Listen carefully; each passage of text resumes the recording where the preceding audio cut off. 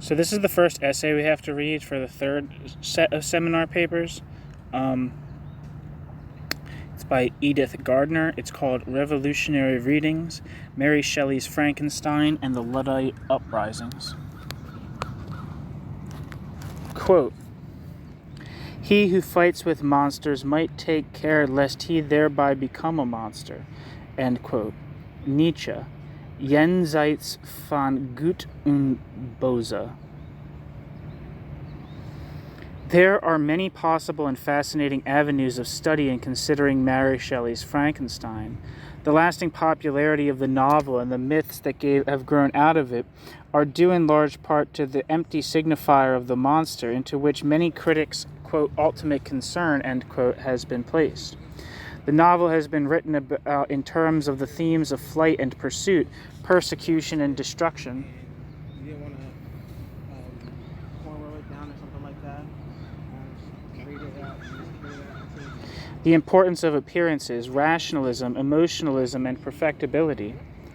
The unconscious and insanity. Fate, religion, and nature, the anti-hero, rebel and outcast, Promethean and Faustian overreachers, alter egos and doppelgangers, isolation, education, and the characters' obsessions, imperialism and racism, personal and familial relationships, the role of women, society, and the individual, Mary Shelley's own attitude toward her parents, her husband, childbirth, and motherhood. I shall argue that Frankenstein can be read as a depiction of the contemporary situation in Britain in terms of the Luddite uprisings which occurred between 1811 and 1817. There's no hard and fast evidence that this is how Mary Shelley intended her novel to be read, or that this was her main focus. But the similarities are striking enough, and an appreciation of this segment of history can enrich and illuminate our reading of the novel. Mary's journals and correspondence make references to the Luddites and to the all-pervasive contemporary fear of revolution. One such example occurs in a letter to Percy written by Marlowe on the 30th of September, 1816. Appalled by William Cobbett's incitement to revolution in his, quote, two-penny trash, end quote, the cheap edition of his political register, Mary Shelley fears the outcome of this influence could be a bloody revolution. Quote, "Have you seen Cobbett's 23rd number to the Boroughmongers? Why, he appears to be making out a list for prescription. I actually shudder to read it. A revolution would not be bloodless if that man has any power in it. He encourages in the multitude the worst possible human passion, revenge, or as he would probably give it in that abominable Christian name, retribution." End quote. Revenge and retribution are the passions that are to fuel both the monster and his creator. I don't know why I said career. Do monsters have careers? Frankenstein has already been interpreted as an allegory of the French Revolution and as a warning against violent revolution. David Ketterer asserts that, quote, "If the monster can be associated with unconscious ideas, it is but a small step to equate repressed levels of mind with the lower classes, the French revolutionary masses," end quote. Franco Moretti views Frankenstein from a Marxist perspective, seeing in it a, quote, "pregnant metaphor for the process of capitalist production, which forms by deforming, civilizes by barbarizing, enriches by impoverishing," end quote. The monster, like the proletariat, quote, "is a collective and artificial creature. Reunited and brought back to life in the monster are the limbs of those, the, quote, poor," end quote, whom the breakdown of feudal relations has forced into brigandage, poverty, and death. Between Frankenstein and the monster, there is an ambivalent dialectical relationship, the same as that which, according to Marx, connects capital with wage labor. End quote. Drawing on Moretti and Marx, Elsie Michie sees in the novel a story of production rather than creation, a, quote, "systematic attempt to deal with the issue of material production and the problems arising from it," end quote. In her reading, she posits Frankenstein as a figure who stands for the, quote, alienation of the worker, end quote, distanced from the work he produces. Anne Mellor states that Frankenstein's act of creation can be seen, quote, as an attempt to exploit nature or labor in the service of a ruling class. Bracket, Frankenstein's, end bracket, project is identical with that of bourgeois capitalism, to exploit nature's resources for both commercial profit and political control, end quote.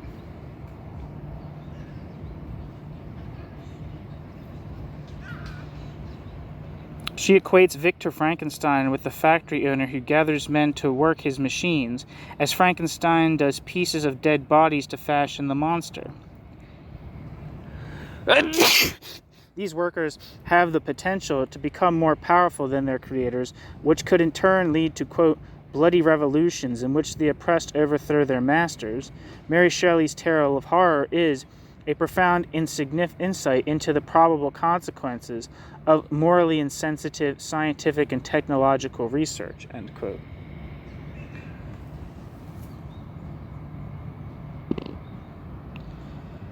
By the summer of 1816, when Mary Shelley began writing her novel, the icon of the monster already carried with it political overtones.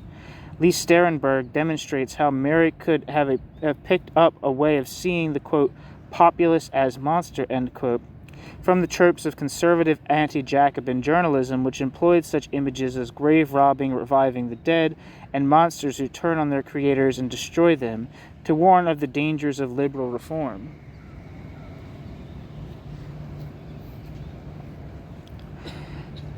Sterenberg sees Mary Shelley's monster as, quote, a very philosophical rebel.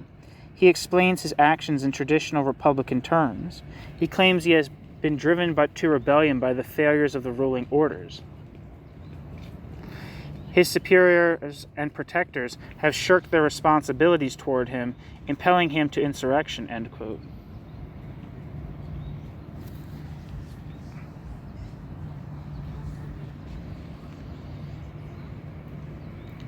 Very few critics have seen the novel as a response to the contemporary working class situation in Britain. Mellor and Sterenberg referred to it very briefly.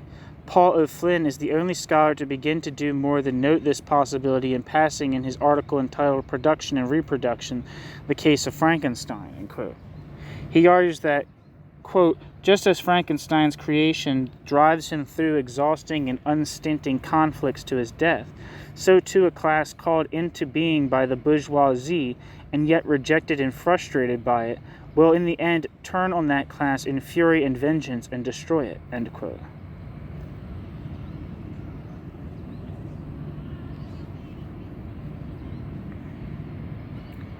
O'Flynn links the novel specifically to the Luddite disturbances.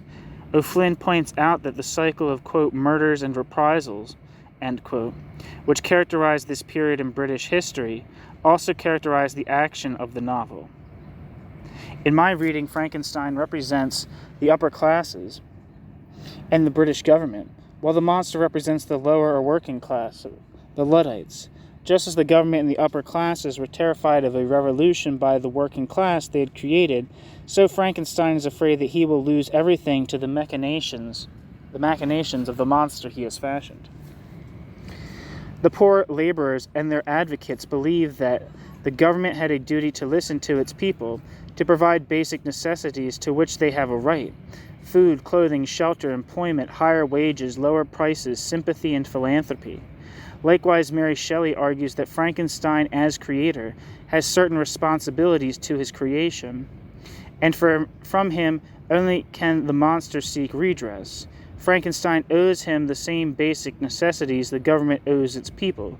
He also owes his progeny a name, affection, acceptance, and recognition as a sentient being with rights.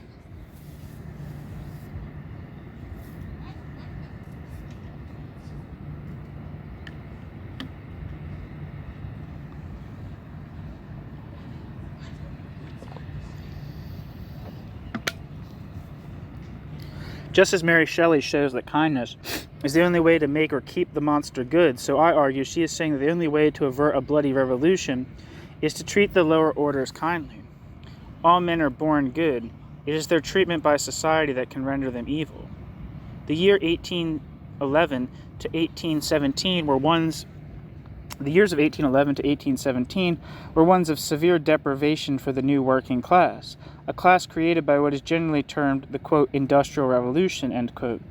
The Peninsular War of 1808 to 1814, the War of 1812, and the Waterloo Campaign of 1815, bad harvest, the astronomical price of corn, the influx of agricultural workers into industry, the large number of Irish immigrants, trading and manufacturing privations, and losses due to the wars and the closure of the American market, the failure of banks and the collapse of exports, as well as the use of unemployment causing machinery and low wages due to the manufacture of cheap goods, were all contributing factors to the national crisis faced by Britain during those years. In 1812, witnesses for a parliamentary committee testified that the distresses of the working class were the most severe they had ever encountered. Such hardship inspired the Luddite revolts and other uprisings. Working men in villages and towns were claiming general rights for themselves, due in large part to the French and American revolutions and to the writings of such radicals as Thomas Paine, The Rights of Man, 1791-2, and William Cobbett, Political Register. Skilled craftsmen in the textile industries were being displaced by steam and water-powered machines, as well as by cheap, unskilled labor and the production of second-rate goods. The remaining craftsmen were forced to move from their traditional workplace of the home into inhospitable mills and factories. A new laboring class and a new manufacturing bourgeoisie or middle class were being created. The Luddite uprising took place in 3 areas and had specific targets: the framework knitting, hosiery, and lace trade in Nottinghamshire, Leicestershire, Derbyshire, the shearing gigs of the Yorkshire woolen industry, the cotton industry in Lancashire and Cheshire, where power looms were displacing hand looms.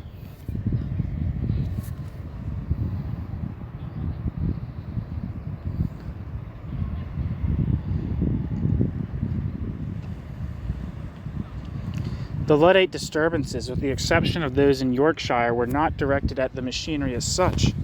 The breaking of frames was a convenient and ready method of drawing attention to the suffering of the laboring classes. The machines that were displacing textile workers were not new. Machine breaking actually began in the 17th century, as was a recognized form of industrial action.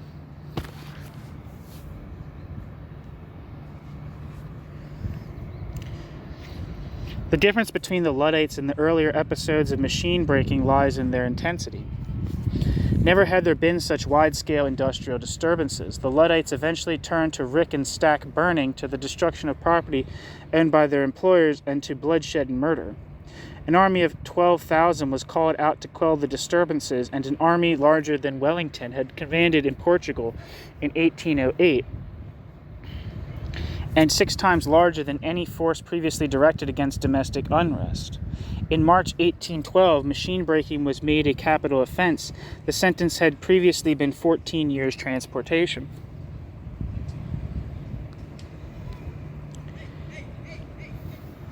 The fear of revolution in Britain during this time, the fears of revolution in Britain in this time were very real, and it was commonly believed that civil war was imminent.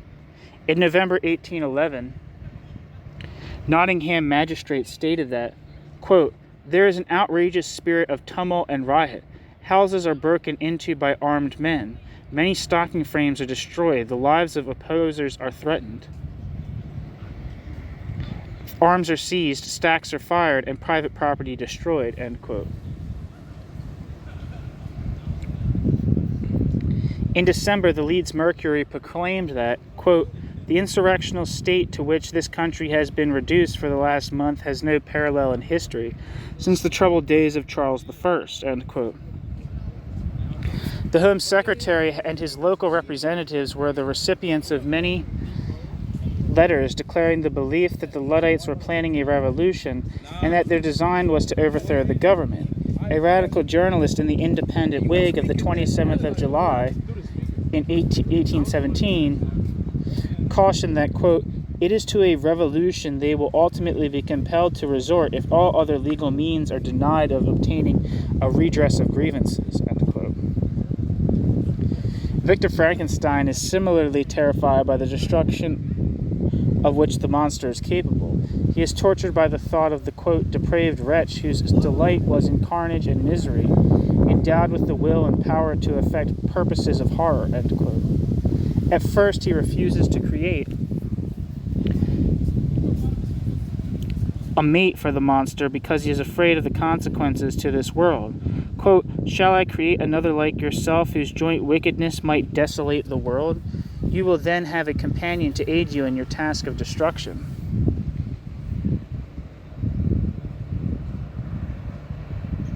End quote.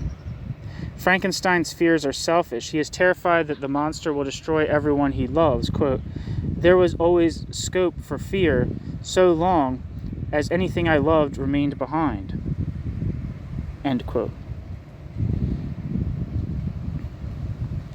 Eric Hobsbawm recognizes that the need for employment among the British laborers and the ability to maintain a standard of living, quote, included non-monetary factors such as freedom and dignity as well as wages, end quote.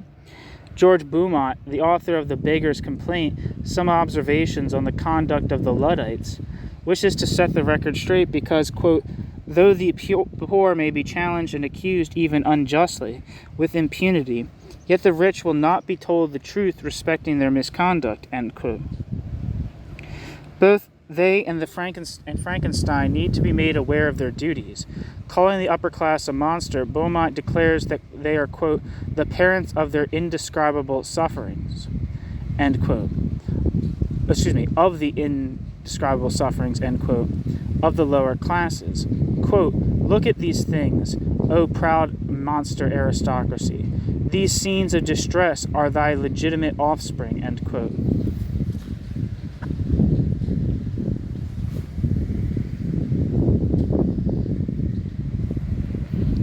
Laying the blame squarely at their feet, he lambasts those in power for their refusal to address the real needs of the people, for employing punitive measures instead of providing food.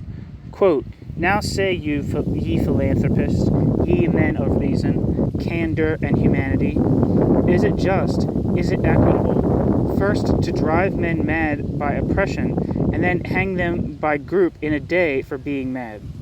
Is it equitable and Christian-like in judges and juries and counselors to make a mighty stir about the effects of oppression, and yet never utter a word about the cause of it? Is it right to give a man a halter who only wants a loaf? Pray, sirs, where shall we learn that hemp would make a good substitute for bread? End quote. Both the Luddites and the monster feel that they are being displaced from the positions they ought to hold, and in the case of the textile workers had once held in society. Thompson writes that, quote, the bonds which bound them to the rest of the community in reciprocal obligations and duties were being snapped one after another, end quote.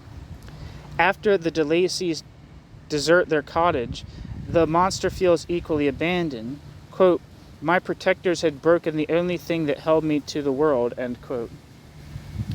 He asserts to Frankenstein that what he needs in order to feel once more connected with the world is communion with another. Quote, I shall feel the affections of a sensitive being and become linked to the chain of existence and events from which I am now excluded, end quote. Many saw the primary cause of Luddism in the privations of the poor laborers. Manchester reformers were circulating handbills in April 1812 that spoke of, quote, distress and wretchedness unexampled, end quote. Nottingham magistrates were reporting that it was the, quote, calamitous privations of the poorer classes, end quote, the increasingly high price of provisions, and the pressures of starvation that were responsible for the disturbances. Harvest and trade needed to be addressed, not the issue of the old order. Quote, could it in reason be expected that those who are poor, hungry, and dispirited would manifest any violent predilection for a country which did not afford them the common necessaries of life, end quote. Asked Beaumont. One of the witnesses at the York Assizes in July 1812 affirmed that, quote, if there was a good trade and meal come down, Ned Ludd will die, end quote. Beaumont sees the origins of Luddism in the needs of the people and in the injustices perpetrated by the upper classes who refuse to aid or even to listen. Quote, the poor mechanics, finding themselves hemmed in by multiplied oppressions of long duration, such as war with all its attendant evils, provisions high, taxes high, wages low, frequently work scarce, law and power nearly all on the side of the oppressors, no public writers to state the case of the poor in a just and impartial manner, news printers, for the most part, either knaves or cowards, who had courage enough to libel and defame the oppressed, but not virtue sufficient to defend them. What then, reader, was the consequence of all this? Why, Luddism, end quote.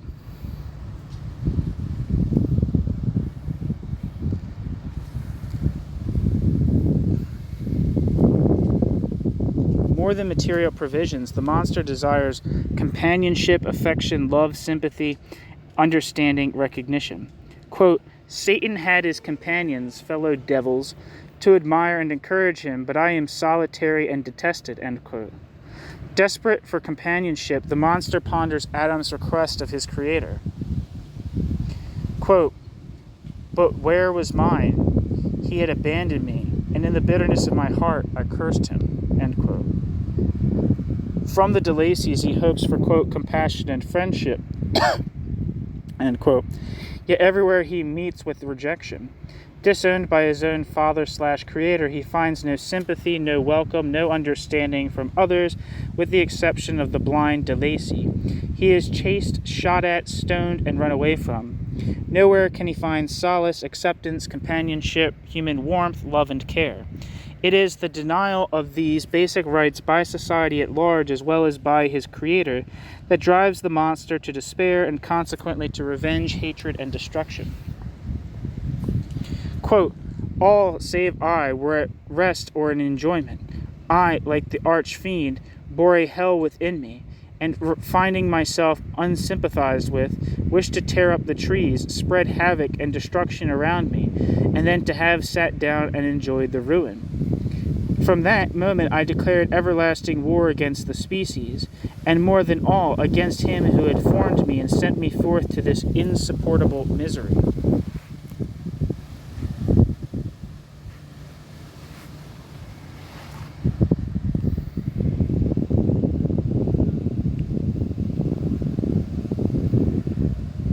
End quote. Just as Luddism would cease were the needs of the poor laborers met, so Frankenstein has the power to change the monster's behavior, should he so choose.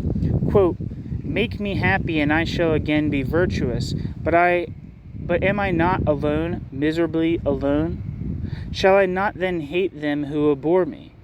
Yet it is in your power to recompense me. On you it rests whether I lead a harmless life or become the scourge of your fellow creatures, and the author of your speedy ruin. End quote.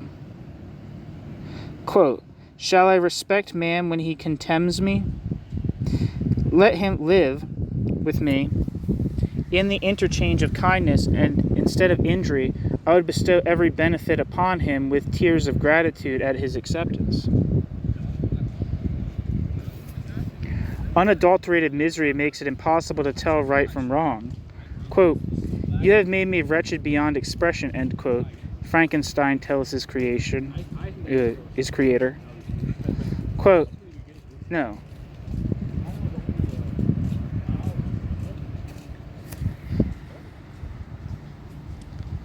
Okay, sorry. Quote, you have made me wretched beyond expression, end quote. Frankenstein, Dr. Frankenstein, tells his creation. Quote, you have left me no power to consider whether I am just to you or not, end quote. Unfortunately, Frankenstein lacks this empathy, maturity, or simply the equanimity to realize that if his own judgment is clouded by distress, then the distress suffered by the monster could account for and occasion his destructive behavior. The monster tries to point this out to Frankenstein. Quote, "I intended to reason. This passion is detrimental to me, for you do not reflect that you are the causes of its excess." End quote. In a similar vein, George Beaumont declared that, quote, "multifarious and long-continued oppressions will ultimately make men deaf to the dictates of reason, and prompt them to seek relief in the acts of violence and desperation." End quote. I'm going to reread that again because I got distracted. Quote, "multifarious and long-continued oppressions will ultimately make men deaf to the dictates of reason and prompt them to seek relief in acts of violence and desperation." Having assumed the role of creator, Victor Frankenstein owes certain things to his creature, the basic necessities of life with a good dose of philanthropy thrown in. These responsibilities go hand in hand with the power to create. As the monster points out, "I am thy creature." As the monster points out, quote, "I am thy creature, and I will be even mild and docile to my natural lord and king, if thou wilt also perform thy part, which thou owest me." End quote. Mary has the monster repeatedly compare himself unfavorably to Adam, both created beings. The monster has been abandoned by the one person who should be taking care of him. Quote, "beings, but with such different fates. Like Adam, I was created apparently united by no link to any other being in existence, but his state was far different from mine in every other respect. He had come forth from the hands of God a perfect creature, happy and prosperous, guarded by the especial care of his Creator, but I was wretched, helpless, and alone." End quote.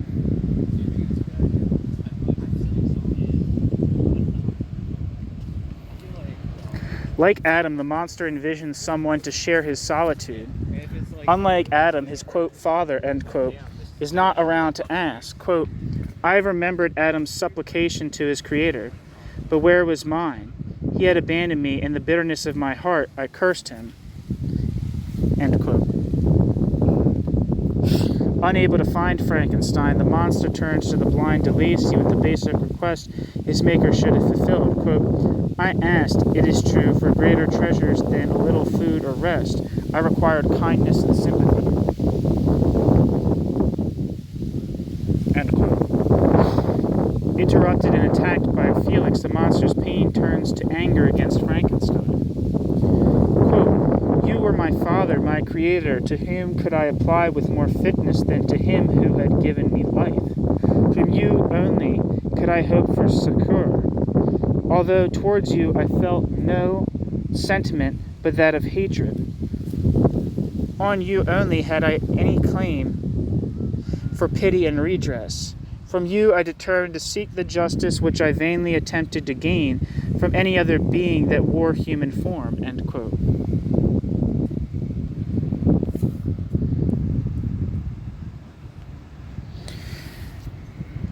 The next day he sets off to find Victor. In their first verbal encounter, the monster explains this notion of responsibility to Frankenstein, who seems to have no concept of it. Quote, "O Frankenstein, be not equitable to every other and trample upon me alone, to whom thy justice and even thy clemency and affection is most due. Remember, I am thy creature. I ought to be thy Adam, but I am rather the fallen angel, whom thou drivest from joy for no misdeed. Wherever I see bliss, from which I alone am irrevocably excluded." End quote. When Victor tells him that in no uncertain terms that he is wasting his time pleading his case, the monster replies that he can hope for nothing from anyone else if he cannot have success with Victor. Quote, "How can I move thee? Will no entreaties cause thee to turn a favorable eye upon thy creature, who implores thy goodness and compassion? You, my Creator, abhor me. What hope can I gather from your fellow creatures who owe me nothing? End quote.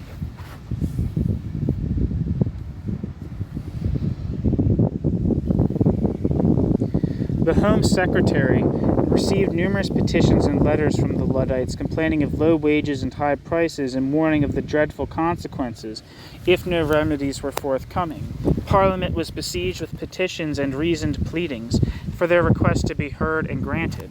Since 1810, quote, petition after petition was sent to Parliament without the slightest hint of support from the parliamentary elite or any kind of ameliorative action, end quote.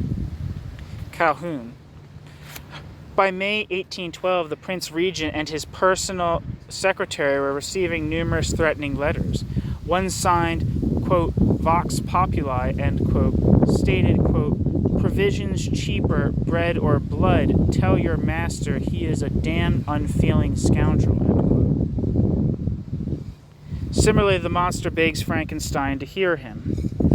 Quote, I entreat you to hear me, lest your compassion be moved, and do not disdain me. Listen to my tale, but hear me. Listen to me, listen to me, listen to me, and grant me thy compassion. Have I not suffered enough, that you seek to increase my misery? How can I move thee? Will no entreaties cause thee to turn a favorable eye upon thy creature, who implores thy goodness and compassion? End quote.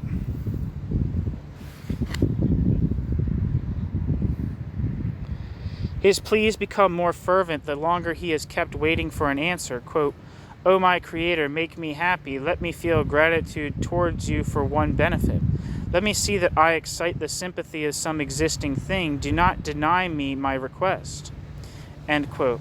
When Frankenstein refuses the monster's rightful request for a companion, the monster explains there is nothing which will now keep him from evil.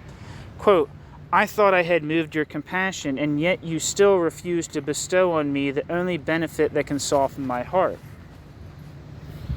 and render me harmless. If I have no ties and no affections, hatred and vice must be my portion. End quote.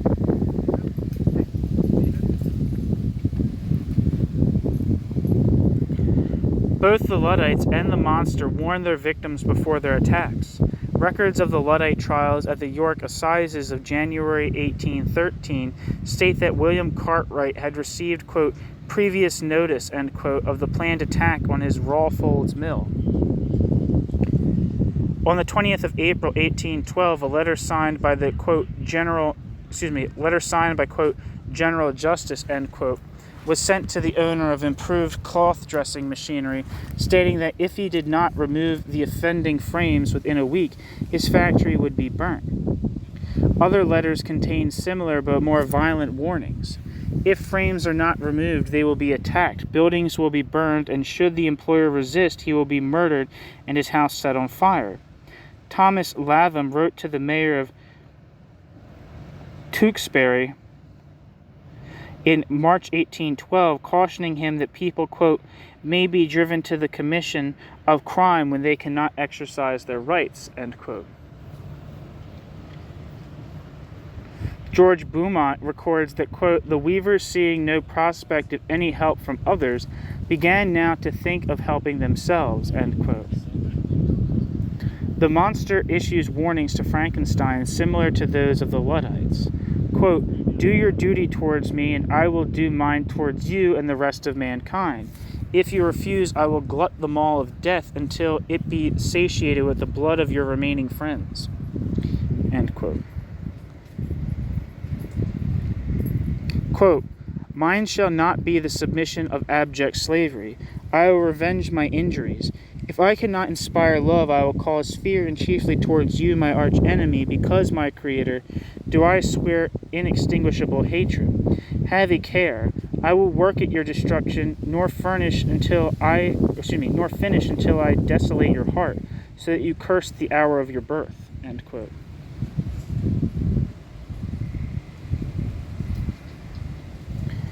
After the de Lacys flee in terror from the monster and abandon their cottage, the monster's pain and despair turn to anger. Quote, the first time Feelings of revenge and hatred filled my bosom, allowing myself to be borne away by the stream. I bent my mind towards injury and death. When I reflected that they had spurned and deserted me, anger returned, a rage of anger." End quote.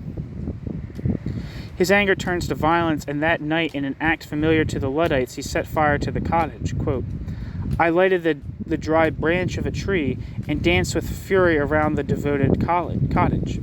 With a loud scream, I fired the straw and heath and bushes which I had collected. The wind fanned the fire, and the cottage was quickly enveloped by the flames, which clung to it and licked it with their forked and destroying tongues."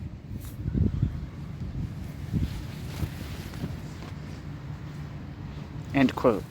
Having murdered William by mistake, grasping his throat to silence him, the monster realizes his own power over his oppressor. Quote, "I gazed on my victim, and my heart swelled with exultation and hellish triumph. Clapping my hands, I exclaimed, quote, 'I too can create desolation. My enemy is not impregnable. This death will carry despair to him, and 1,000 other miseries shall torment and destroy him.'" End quote. On seeing Frankenstein destroy the female companion he was in the process of creating, the monster swears eternal vengeance. The time for talking is over, for it has been of no avail. Quote, "Slave, I before reasoned with you, but you have proved yourself unworthy of my condescension. Remember that I have power. You believe yourself miserable, but I can make you so wretched that the light of day will be hateful to you. You are my creator, but I am your master. Obey. I had feelings of affection. They were requited by detestation and scorn. Man, you may hate, but beware. Your hours will pass in dread and misery. Are you to be happy while I grovel in the intensity of my wretchedness? Man, you shall repent of the injuries you inflict." End quote.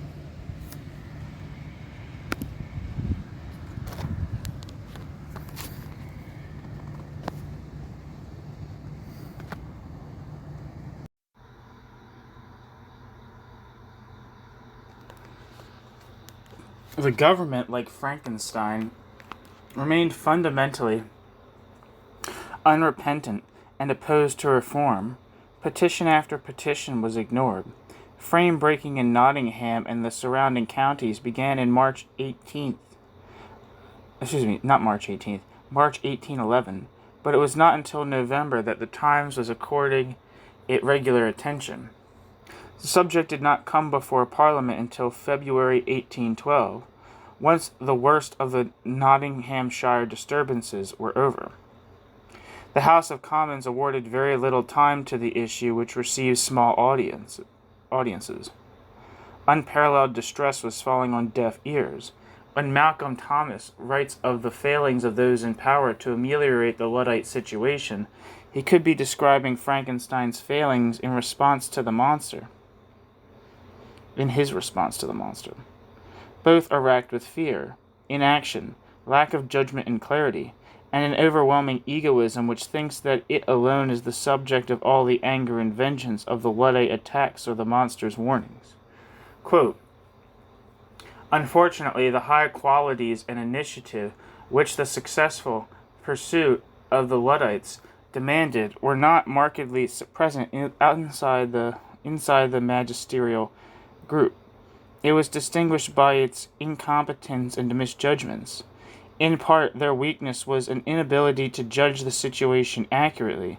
In part, it appears to have been a question of fear or even cowardice. Each thought his own area in the greatest danger of attack."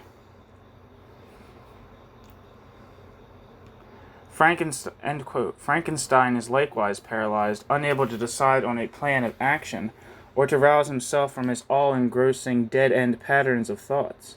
He spends hours by himself brooding, or whole days drifting on Lake Geneva in a boat, overcome with inertia. He has a tendency to faint or to become ill and delirious when faced with the monster. When he wants to safeguard what he has, like the British upper class, Frankenstein is totally ineffectual in dealing with the realities of the situation. His fears overwhelm him, and while he broods or tries to forget, The monster, like the British working class, continues to agitate and to seek recompense for his distress. Frankenstein is convinced that the monster's warning for him to be aware on his wedding night means that it is he, not Elizabeth, who will be attacked. He draws no connection between the occasion of the monster's utterance, the night Frankenstein destroys the monster's half-finished meat, and a wedding night, a mating, a union with another, for which the monster longs, and from which he is forever excluded. Victor draws no parallel between his destruction of the monster's, quote, wife-to-be, end quote, and the fate of his own bride. Beaumont describes behavior common to both the government and Frankenstein. Both justify their abdication of their responsibilities by posing their dependents as wicked and evil, and therefore as undeserving of anything but punishment.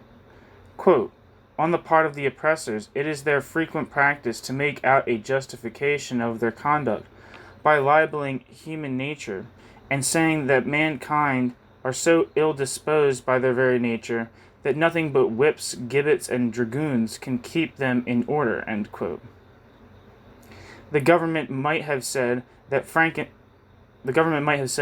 Frankenstein, quote, I feel myself justified in desiring the death of my adversary. During these last days I have been occupied in examining my past conduct, nor do I find it blamable, end quote. Reviewing his conduct towards the monster on his deathbed, Frankenstein tells Walton, quote, I refused, and I did right in refusing, to create a companion for the first creature. He shewed unparalleled malignity and selfishness in evil, end quote. George Beaumont is a firm believer in the innate goodness of man's soul, which the government has the power to foster or to destroy. Quote, every nation is good or bad, as it is well or ill governed. In a word, when a nation becomes so vicious that it is necessary to hang great numbers of people in order to keep the rest in subjection, it is a sure evidence that the rulers of the nation have forfeited all claim to veneration and confidence, end quote. At the end of his pamphlet, he quotes from St. Pierre, quote, man is born good. It is society that renders him wicked, end quote. Beaumont testifies to the good character of the Luddites even under severe conditions. Quote, the patience of the weavers under these severe privations was worthy of admiration. Disinclination to turbulence and expectation of better times induced many to hold their patience until they lost their lives, and when they had done, but few rich people cared a straw for them. The weavers, moreover, shewed their unwillingness to disturb the public tranquillity by peaceably sending 2 delegates to government in order to represent their distressed situation, end quote. Similarly, Lord Fitzwilliam was convinced that if the laborers were put back to work, quote, outrage and conspiracy would die away, for they were assuredly the offspring of distress and unemployment, end quote. The monster explains that he was born good with an innate love of virtue. I was benevolent. My soul glowed with love and humanity. I was benevolent and good, end quote. His first reaction on discovering his maker, another animate being, is to smile. He takes pleasure in the sight of the rising moon, in birdsong, and the music emanating from De Lacy's cottage, in their mutual affection. While reading Plutarch's Lives, the monster feels, quote, the greatest ardor for virtue rise within me, and abhorrence of vice, end quote. He has social and philanthropic intentions, desiring to befriend the Lacy family, and secretly helping them by gathering their firewood. He later saves a girl from drowning and attempts to establish a relationship with William Frankenstein, whom he earnestly hopes is young enough not to be ruled by prejudice. It is hardship, despair, and constant rejection that render him evil. Quote, misery made me a fiend, end quote.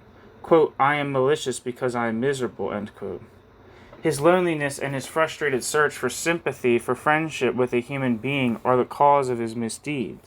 Quote, my vices are the children of a forced solitude that I abhor, and my virtues will necessarily arise when I live in communion with an equal, end quote. The monster promises Frankenstein that he will be good if he has but one living being with whom to interact. Quote, "My evil passions will have fled, for I shall have met with sympathy. My life will flow quietly away, and in my dying moments I shall not curse my Creator. The love of another will destroy the cause of my crimes." End quote.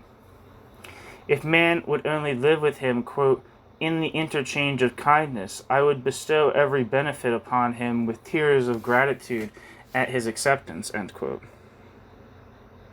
Until Frankenstein destroys his mate, the monster never fully relinquishes his better feelings. He burns the de Lacy's cottage because, quote, "unable to injure anything human, I turned my fury towards inanimate objects." End quote. Having burned it down, the monster recounts that, quote, "the mildness of my nature had fled, and all within me was turned to gall and bitterness." End quote. But a few minutes later, the beauty of nature rouses within him, quote, "emotions of gentleness and pleasure that had long appeared dead. Half surprised by the novelty of these sensations, I allowed myself to be borne away by them, and forgetting my solitude and deformity, dared to be happy." End quote. On beholding Frankenstein's corpse, the monster explains to Walton that evil is neither a simple nor a painless choice, for a soul that was endowed with the desire to be good. Quote, "My heart was fashioned to be susceptible of love and sympathy, and when wrenched by misery to vice and hatred, it did not endure the violence of the change without torture such as you cannot even imagine." End quote. He becomes a monster because of his contacts with society. He becomes painfully the evil creature society had always assumed him to be. Society and Frankenstein create the monster within the monster. The fact that an innately good soul should become evil through its contacts with society is a reflection, and a damning one, on that society. Beaumont agreed with Mary Shelley, quote, "It is an ill symptom of the state of mankind when men become sensible to the sufferings of their fellow creatures." End quote.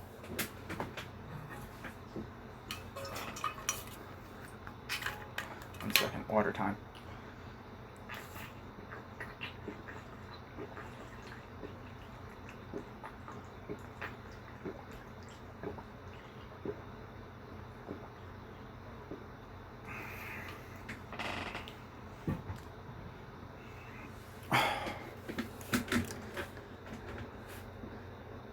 Arms thefts by the Luddites and the use of weapons against their opponents did not begin until they themselves had been victims of physical violence. William Cartwright had drawn the first blood by shooting 2 Luddites during the attack on his Rawford's mill.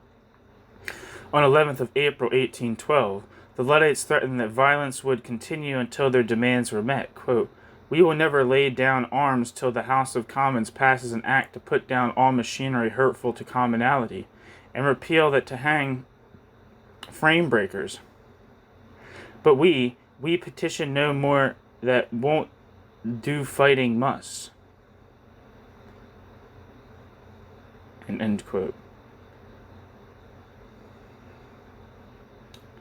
The monster does not take human life until he has been wounded by gunfire. Mistaken for attempting to abduct a girl when he has actually saved her from drowning, he is shot by her male companion. Such personal violence has a profound effect upon him. Quote, "The feelings of kindness and gentleness which I had entertained gave place to hellish rage and gnashing of teeth.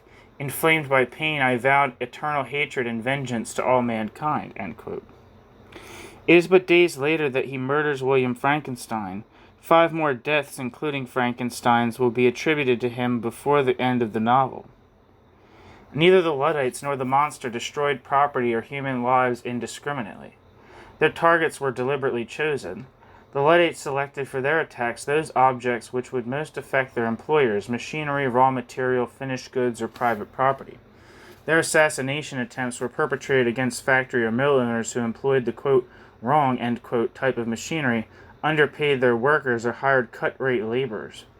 In December 1811, the Leeds Mercury was writing that the Luddites, quote, "broke only the frames of such as have reduced the price of man's wages, Those who have not lowered the price have their frames untouched, end quote.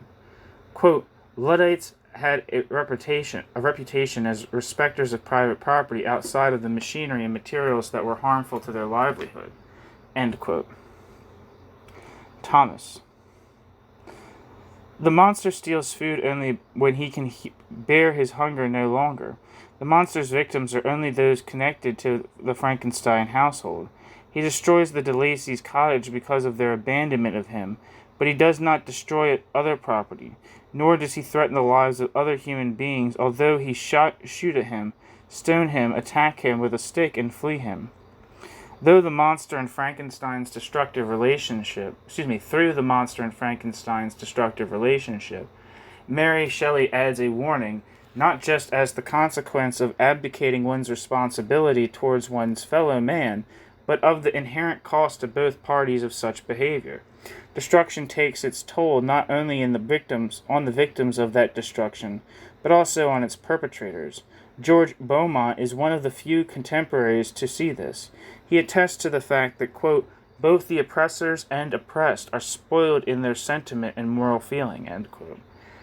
Violence begets the desire for vengeance, vengeance for violence, in a cycle that has no end but in death.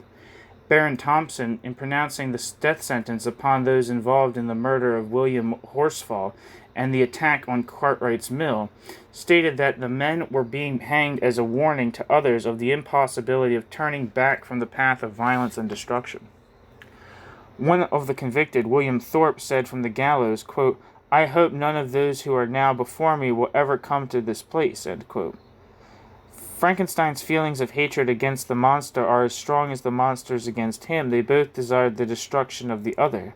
After William's death and Justine's execution, Frankenstein exclaims, quote, my abhorrence of this fiend cannot be conceived. I gnashed my teeth, my eyes became inflamed, and I ardently wished to extinguish that life which I had so thoughtlessly bestowed. When I reflected on his crimes and malice, my hatred and revenge burst all bounds of moderation. I wished to see him again, that I might wreak the most extent of anger on his head and avenge the deaths of William and Justine, end quote. Frankenstein's fury is as unbounded as the monster's, though we may feel much less justified. Quote, Devil, do you dare approach me, and do not you fear the fierce vengeance of my arm wreaked on your miserable head? Begone, vile insect, or rather stay, that I may trample you to dust. Abhorred monster, fiend with that thou art. The tortures of hell are too mild a vengeance for thy crimes, end quote. The words, quote, anger, quote, hatred, quote, revenge, and quote, vengeance occur numerous times in the novel. The monster and Frankenstein are caught in a cycle of revenge and retribution that will end only in the death of one of them. Quote, you, my creator, detest, spurn, and spurn me, thy creator, to whom thou art bound by ties only dissoluble by the annihilation of one of us, end quote. The monster. Page 94. Quote, you can blast my other passions, but revenge remains revenge, henceforth dearer than light or food. I may die, but first you, my tyrant and tormentor, shall curse the sun that gazes on your misery, end quote. The monster. Page 165. Quote, again, quote, again do I vow vengeance, again do I devote thee, miserable fiend, to torture and death. Never will I omit my search until he or I perish, end quote. Frankenstein, page 202. Dr. Frankenstein, or I always want to call Frankenstein the monster Frankenstein, but there's a difference between Frankenstein and the monster. Quote, prepare your toils only begin, your sufferings will satisfy my everlasting hatred, end quote. The monster, 203. Through the monster's lamentations over Frankenstein's corpse, Mary Shelley warns that remorse and regret will come to all locked in such a battle. The monster cannot believe that he was once a being who aspired to be good. Quote, vice has degraded me beneath the meanest animal. No crime, no mischief, no malignity, no misery can be found comparable to mine. When I call over the frightful catalogue of my deeds, I cannot believe that I am he whose thoughts were once filled with sublime and transcendent visions of beauty and the majesty of goodness." End quote. Uttering, quote, "wild and incoherent reproaches," end quote, the monster tells Walton that vengeance brings no ultimate satisfaction, although he once thought that it would be when he entertained, quote, "a deep and deadly revenge, such as would alone compensate for the outrages and anguish I had endured," end quote. Quote, "Whilst I destroyed his hopes, I did not satisfy my own desires. They were forever ardent and craving," end quote. He is now filled with self-loathing. Quote, "Once my fancy was soothed with dreams of virtue, of fame, of enjoyment, but now vice has degraded me beneath the meanest animal. You hate me, but your abhorrence cannot equal that with which I regard myself," end quote. The only end to his agony is death, for then, quote, "I shall no longer feel the agonies which now consume me, or be the prey of feelings unsatisfied, yet unquenched," end quote. "The passions of revenge and destruction once indulged in become all-consuming. Quote, impotent envy and bitter indignation filled me with an insatiable thirst for vengeance," end quote.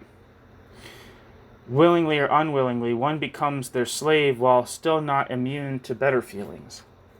Quote, "Do you think that I was then dead to agony and remorse? He suffered not more in the consummation of the deed.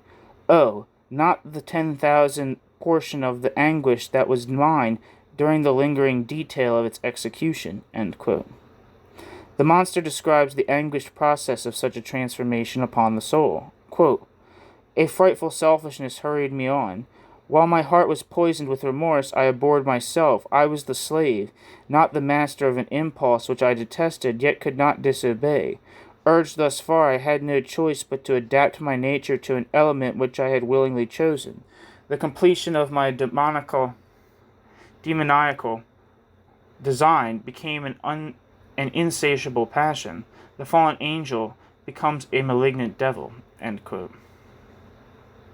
In my reading, Frankenstein warns to the outcome of neglect and abuse, of the shirking of responsibilities.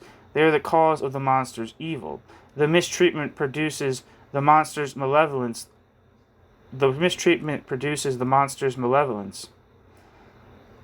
Was understood by Mary Shelley's contemporaries. The reviewers for Blackwood's Edinburgh magazine, for example, stated that, quote, "This monster becomes ferocious and malignant in consequence of finding all his approaches to society repelled with injurious violence and offensive marks of disgust," end quote. Percy Shelley regarded this as the most important point that Mary's novel had to make.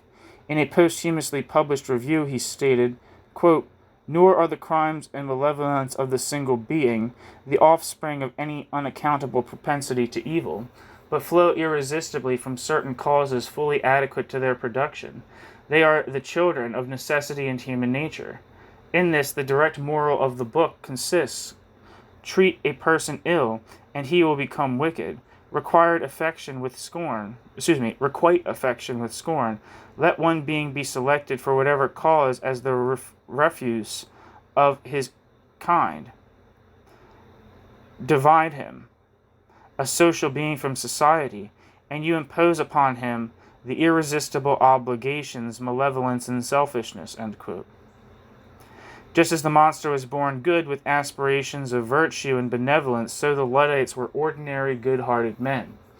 Both the Luddites and the monster begin by trying to petition their masters for better treatment.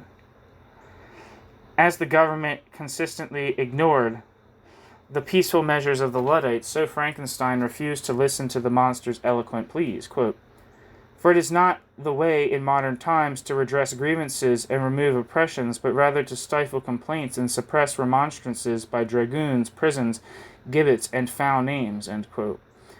Beaumont. When the petitions fail, the monster and the Luddites issue warnings, and when these warnings are ignored, they are forced to take action. Both the Luddites and the monster illustrate the fact that there is a point beyond which human nature cannot bear," end quote. They turn to the use of violence against property, and once they have been attacked with firearms, to bloodshed. The attacks by the monster and the Luddites remain specific and focused. but driven too far. The ultimate consequence will be bloody rebellion. Larger and stronger than their makers, the monster and the Luddites have the power to wreak a terrible revenge upon their oppressors. Quote, I'm reading ahead. Have a terrible revenge upon their oppressors. Luddism was so frightening because of its efficiency and its potential. Quote, Luddism involved the systematic use of organized and controlled violence for the achievement of its aims, as if violence were a legitimate and usable weapon that could be invoked as and when necessary by the working classes. End quote. Similarly, the monster warns Frankenstein, quote, Beware, for I am fearless and therefore powerful, end quote. It is at this point that Mary Shelley offers her own critique of the situation. The cycle of revenge and retribution, once begun, cannot end but in the death of one or both of the opponents. The agonies of bitter remorse and regret will be the lot of all who participate in such a battle. This belief was shamed by a few of the contemporary recorders of the highly charged situation in Britain. Quote, Oppression is a consummate evil, inasmuch as it induces ferocity, misanthropy, disaffection between man and man, ignorance and cruelty. By it, both the oppressors and oppressed are spoiled in their sentiment and moral feelings. End quote.